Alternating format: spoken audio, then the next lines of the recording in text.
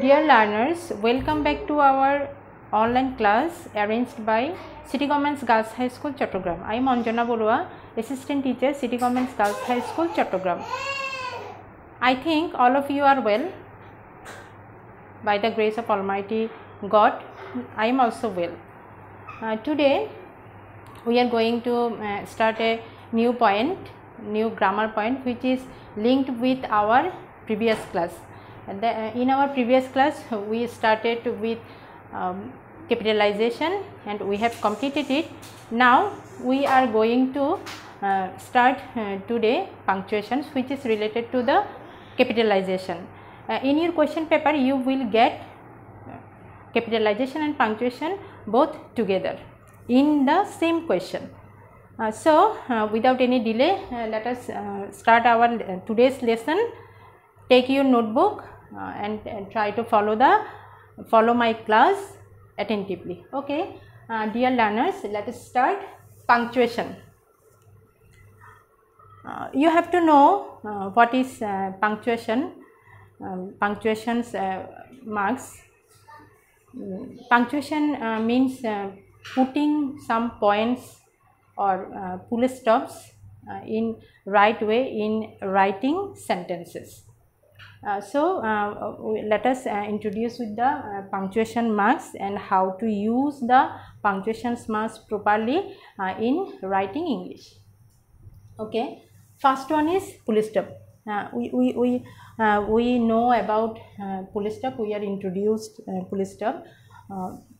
It is used at the end of an assertive, imperative and optative sentence. For example, the sky is blue. Open the door.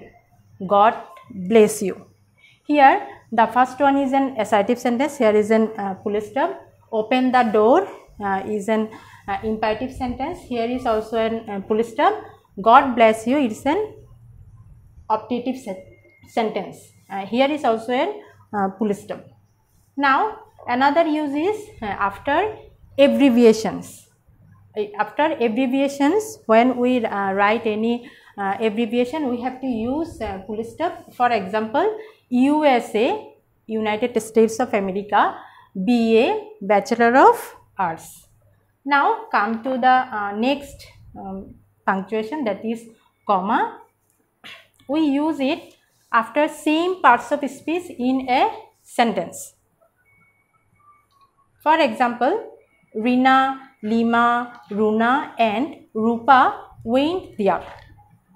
Here, Rina, Lima, Runa and Rupa are same parts of speech, that is name of a person. That's why we have used comma after every parts of speech and added the last one with a conjunction and. Then we use comma before and after an apposition. So, let us see an example, dear learners. Mr. Jamal, notice Mr. Jamal, comma, the headmaster of our school, comma, is a very kind person. Here, the headmaster of our school is an apposition. That's why we have used comma before and after this apposition. Now, let us see another use of comma after reporting verb in a direct speech. After reporting verb in a direct speech. For example, Romana said, comma, your village is beautiful. Here, Romana said is a reporting verb. Here we have used comma after this reporting verb. I think, dear learners, you are understanding properly. Now, let us see another uses of commas. Here, dear learners, look at the poster. After addressing, we use comma, that is example. Belal, come here. Belal is in addressing.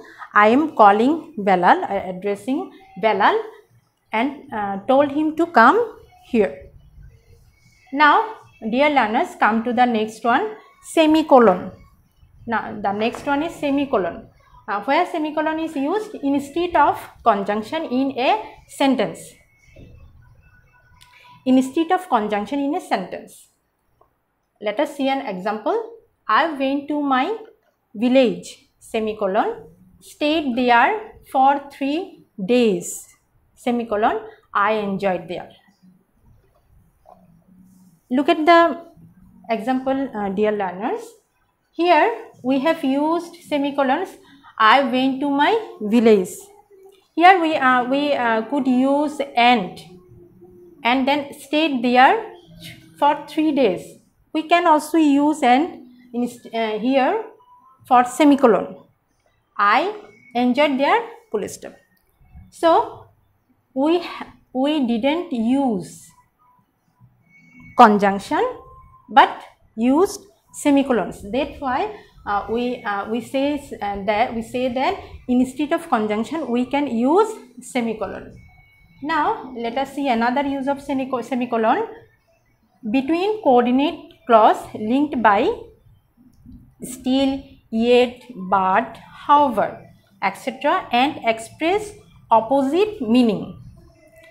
Let us clear to me. When a coordinate clause is linked by the conjunction still, yet, but, however, and it express both the clauses express the opposite relationship, then we have to use semicolon. Here it will be clear, dear learners, it will be clear to you if we see an example. He looks wise, semicolon, but he always does the wrong. You know, dear learners, that a wise person always does the right things. He doesn't wrong. So do any wrong. He doesn't do any wrong. But in this sentence we can see that these two coordinate clause is linked by a conjunction but and it expresses opposite relationship. Though he is a wise person, but he always does the wrong. That's why we have used semicolon between the two coordinate clause. Now, dear learners, come to the next punctuation, that is called colon. So, where we use colon, before example, explanation, we use colon. For example, explain the sentence. Slow and steady wins the race. Here we have told to explain a proverb, that is slow and steady wins the race. So we have used colon after the comment or explanation. And let us see another use of colon. After the name of the speaker in a drama or a dialogue. In English first paper you are used to write dialogues. So you know that we have to use colons after the name of the speaker. So here we have an example, that is Bina, how are you? Bina, how are you? After Bina we have used colon. Then another, Mina, colon, I am fine. So both the speakers, it's the dialogue, it's the parts of a dialogue. Here we have used colon after the name of the speakers of the dialogue. So dear learners, come to the next one.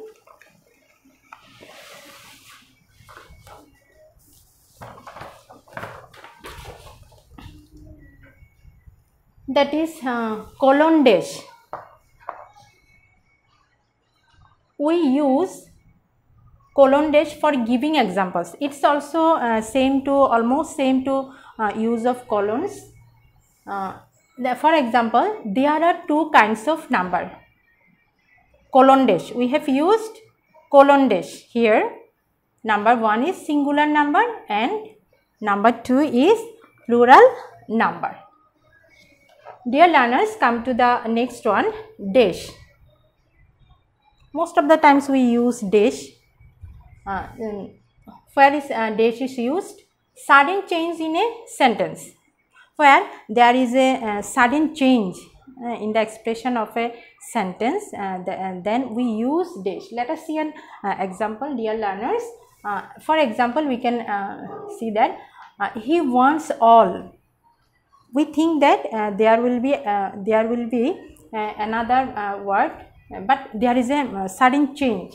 That is, he wants all dash money, honor, and fame. So there is a sudden change in the expression of the sentence. That's why we have used dash in the middle of the sentence. That is, the next one is hyphen. Where hyphen is used, let us see. To add the different parts of a compound word. To add different parts of a compound word. For example, mother-in-law. Mother hyphen in hyphen law. It's a compound word. We have consists. The word consists with 3 words. That's why to link or add these 3 words into a single word, we have used hyphen between the words of this coordinate word. Dear learners, let us see the next punctuation mark, inverted comma. Before and after reported speech, we use inverted comma. It is a very common use of inverted comma before and after the reported speech. For example, he said, comma, double inverted comma, I am a teacher. Full stop, the double inverted comma is closed. So the speech, the reported speech is between the 2 double inverted commas. Now come to the next use of inverted comma, to write a word or name of anything. To write a word or name of anything. For example, the word happiness has no clear meaning to him. The word happiness has no clear meaning to him. Here happiness is in single inverted comma. Then come to the next example, King Lear is written by William Shakespeare. King Lear is a famous drama written by William Shakespeare. That's why we have used single inverted comma here to identify the name of the drama. So we can there is two kinds of inverted comma, that is single inverted comma or double inverted comma. Dear learners, I think you are understanding better. Now we are almost at the end of our class. The next punctuation mark is note of interrogation. We use note of interrogation at the end of an asking sentence. The sentence where we want to know something or inquire something, then we use the note of interrogation at the end of those types of sentence. For example, who are you? So I am asking something, a person. I want to know something from a person. That's why I have used who are you. That's why I have used at the end question, note of question or note of interrogation at the end of the sentence. Now come to the next one. Note of exclamation. We use note of exclamation after interjection or at the end of an exclamatory sentence. After interjection or at the end of an exclamatory sentence. The note of exclamation can be used after the interjection or at the end of an exclamatory sentence. Let us see an example. How nice the bird is. There is no interjection. That's why we have used the note of exclamation at the end of the sentence. Here, the next one, alas, I have lost everything. Here is an interjection. That's why we have used the note of exclamation after the interjection. Okay, dear learners, come to the next one and last one. Apostrophe. In possessive case, we use apostrophe. For example, this is Robin's book. Possessive means possession. Keep possession on something or someone. That's why we use apostrophe for the possessive case.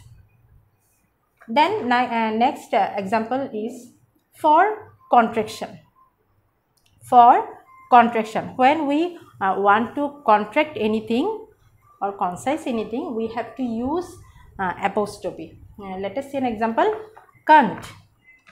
The basic word was the cannot. We have contract using apostrophe can't.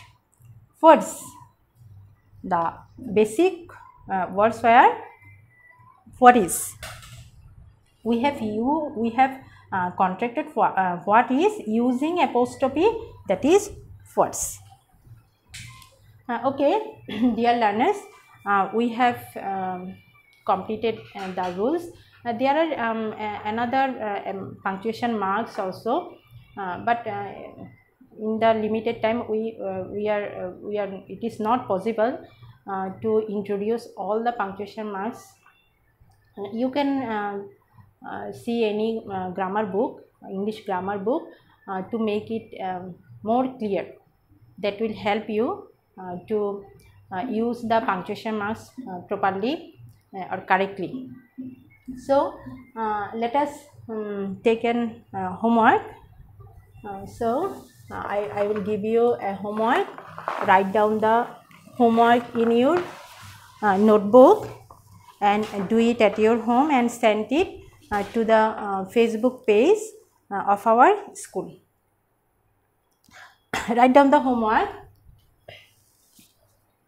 How daring you are to wake me up.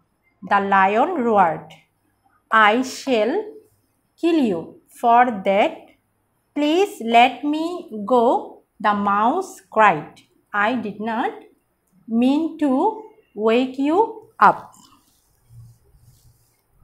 I think you will be able to solve the problem. Okay, I think you will stay at home, stay safe. We will meet you again in our next class. Till then, goodbye. Thank you.